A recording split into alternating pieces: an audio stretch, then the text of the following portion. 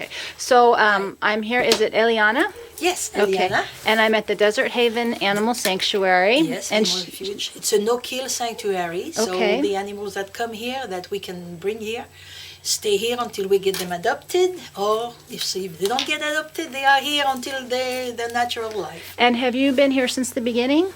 I started. You started, okay. And what made you start the sanctuary? That's a good question.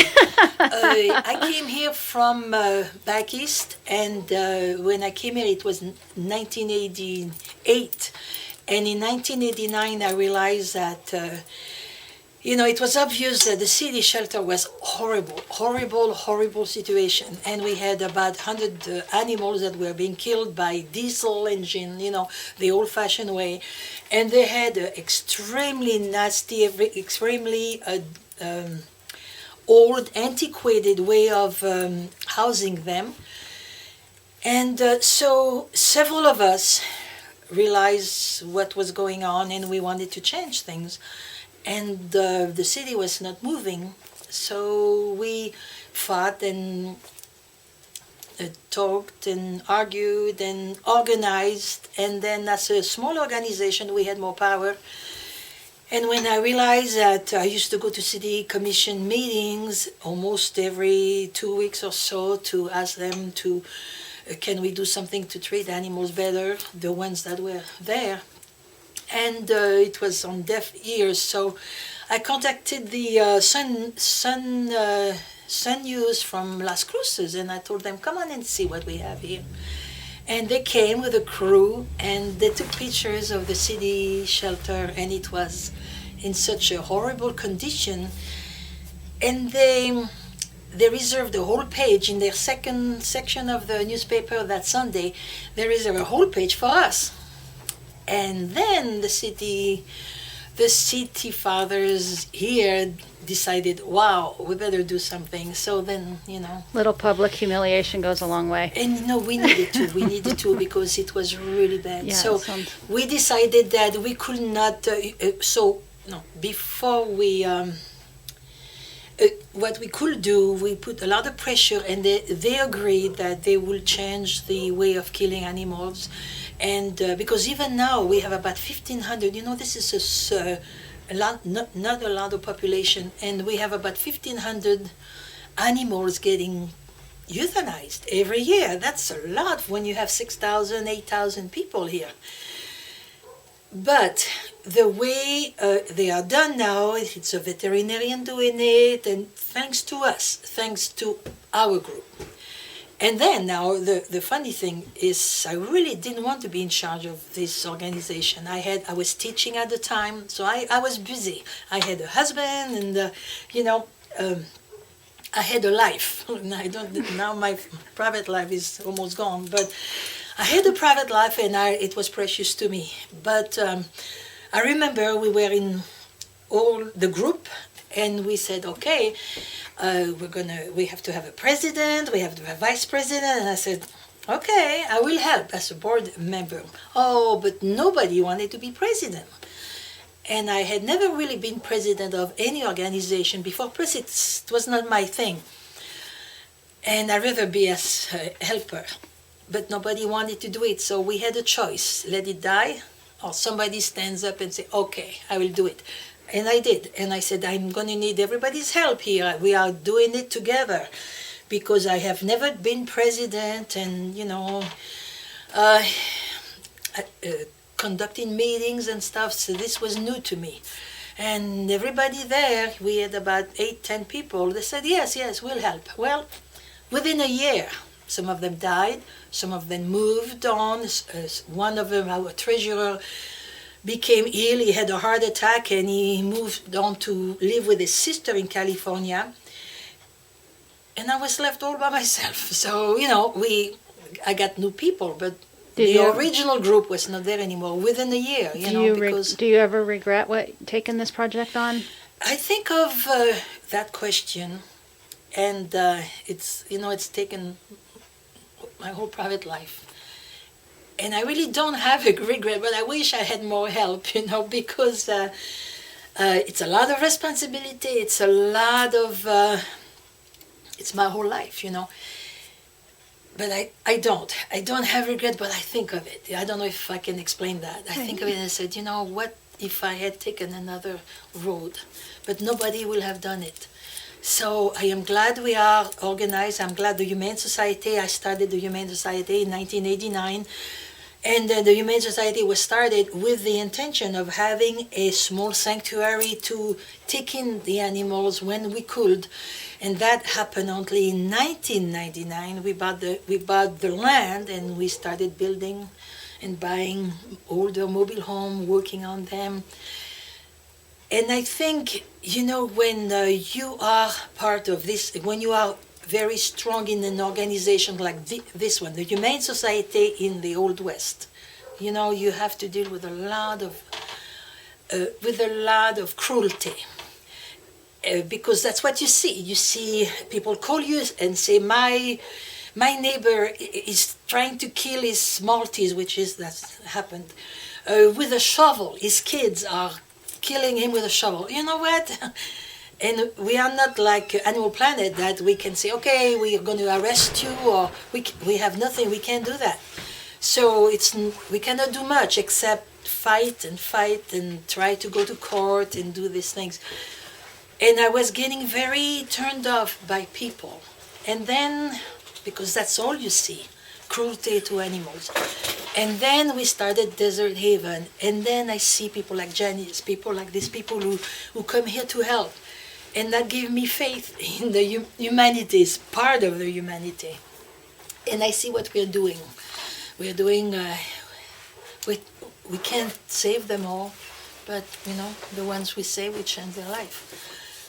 And it makes me feel good. So I hope that answers your question. Do you have any regrets? Now, sometimes when my husband says, you know, I wish you were home today. I wish you stayed home today. You know, like today, he's sick at home, and I am here. And he said, I wish you stayed home today. I said, not today, on Tuesday. Everybody's here. And then, you know, sometimes I wish I was home because this is a new life for me. You know, my late husband died six years ago. I have a new life with my new husband, and it's wonderful. And sometimes I say, oh gosh, I wish I had more time. But then the good Lord brought me Janice. Janice, can you come over here just so we see you? And Janice has been absolutely wonderful. She came in April when I was really, when it was the most difficult for me, as far as handling certain things in here.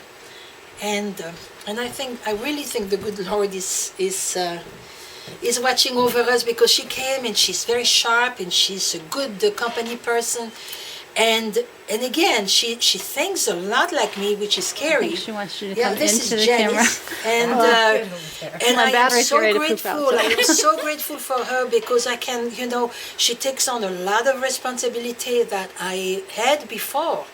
And I needed that. I needed her. I needed somebody like her, and I think the good Lord brought me her. So I'm just enjoying the moment, because one never knows.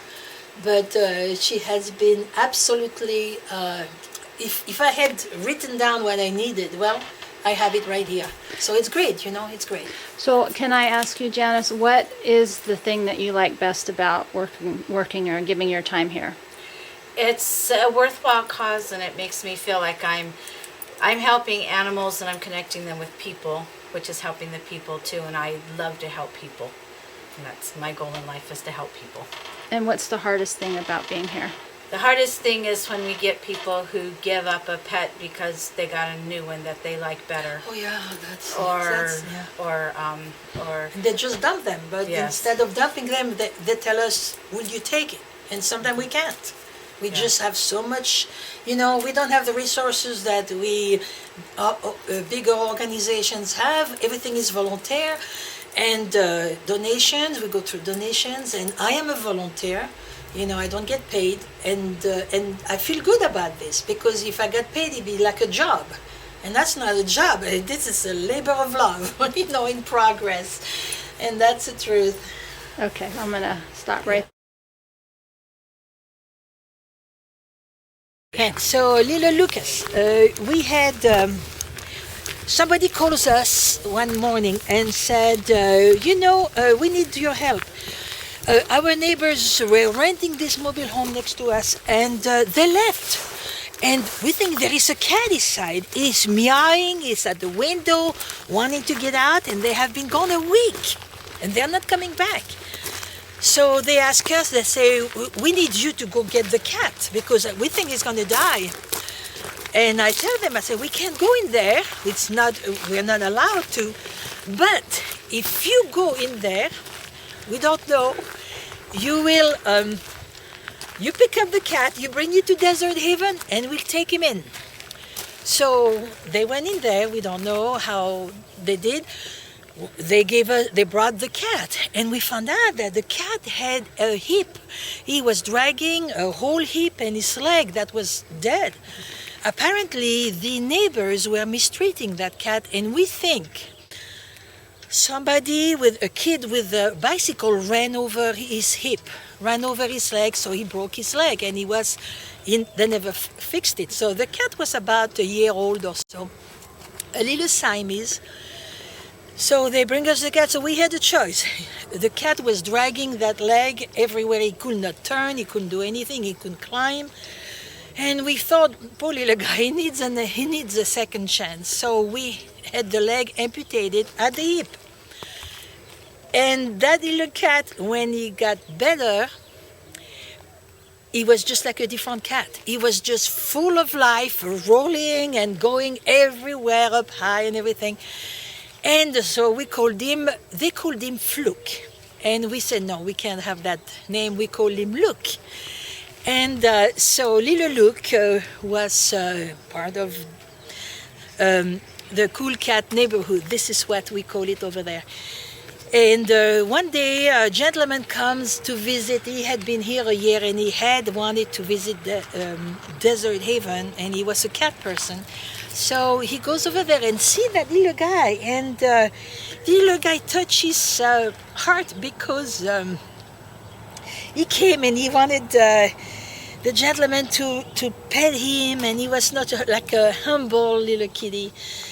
And so the man just fell in love with him and adopted him that day. So now the little cat is very happy, and he calls him Lucas, little Lucas. And he's got that man's heart, And I feel good because we do that. This is what really makes me realize that I am doing what I need to do here. And if I die tomorrow, and that's the truth, I will know that I will have done what I could. We're back to crying. No, but those, and I tell you another story, that a short one. Somebody tells us there is that little dog, and two little dogs are roaming loose, and it was in winter 5 or 6 years ago. And we say, okay, we don't have the volunteers to go over there. But if you bring them, we'll make room for them. And we are always full. But for animals like this, we really do what we can to give them that chance, because they really have had a tough life. So anyway, they bring us the little dogs. And so they are two female, two females, so we get them sterilized, because that's what we do. Little Lucas, we got him sterilized too. We get them sterilized, and so they get back here, and the littlest one seems to have problem with breathing. And we say, gosh, this is within a week or two of having them. And so we take her, and we took her to Las Cruces, because we have a vet there, and that does those things for us, and we trust him. So we bring the little girl to it's 75 miles, one way. We bring her to Las Cruces, and he said, what happened? When they were running loose, somebody, probably what happened, we think, somebody had them in his car, wanted to dump them, so he dumped them, and the little girl was trying to get back in the car, and he kicked her to get rid of the little dog. So he there is a diaphragm here, so he what is it? It was messed up. I know the word, but right now That's I okay. don't. Anyway, so he dismantled the diaphragm. So the vet fixed it. $1,200. That's not cheap, because we don't have those funds. But what do? You look at the little dog and you say, okay, do I euthanize that dog or do we give him a better chance? So we scraped the money, $1,200 worth of operation. He fixed her diaphragm and she was doing well, and we know she had to be careful for a while, but she was doing well. And then within the month, maybe two more weeks, having problems again. And we said, oh no, what happened? We take her over there again. He didn't realize she had puppies. Obviously, she had been pregnant when she was running loose, so he took care of the puppies. And that dog, we called her, I don't remember her name now, but we called her the $1,000,000 dog because at the end, after the second operation, it was $2,000 or something like this. But, it was not the money, but we gave a chance to that dog. And she got adopted. We made sure we were extremely careful to whom we adopt. And that little girl got adopted to the very best place. They know that she was a very special, she could have died many times over. And people wonder, they say, oh yeah, why do you do this, But you know what? We can't save the world, but we can save a little corner, and we care about animals because nobody else, or they are not some people care about children. We care about children, we help. But as far as we're concerned, we are doing something that needs to be done in our area, and that's what it is. And little Lucas and that other little dog, I don't remember the name. That other little dog, it's what we do, and it makes me feel good because I hear, I get all the phone calls of people who say this guy is trying to kill his dog with a shovel. Can you believe? And sometimes they do horrible things, and I hear that. And at the end, when we can do something for one little dog or one little cat, and we do that on a regular basis, well, I feel good. So when I die, I will know that I have done what I could, and that's it. And there are many others, but little Lucas is really the one I think of first, because that poor little guy had he just had such a hard time in his young life, and we helped him get his second life, so that's good.